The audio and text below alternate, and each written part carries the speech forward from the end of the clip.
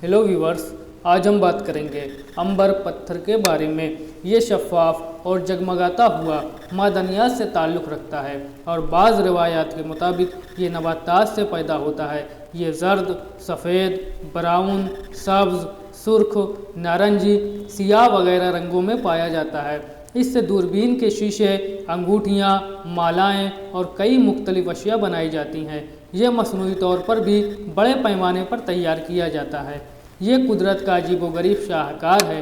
अपने खूबसूरत और मुनफरिद दिलकश रंगों की वजह से जवाहरात में शुमार किया जाता है।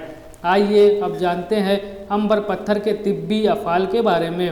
अंबर बदहज़मी का खात्मा कर देता है, यानी इसके इस्तेमाल से निज़ाम हज़्म दुरुस्त होता है।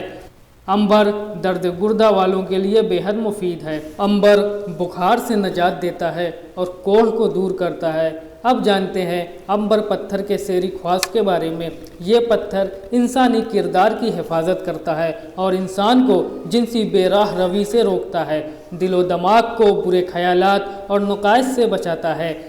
इस पत्थर को अपने पास रखने से बेख्वाबी की शिकायत दूर हो जाती है।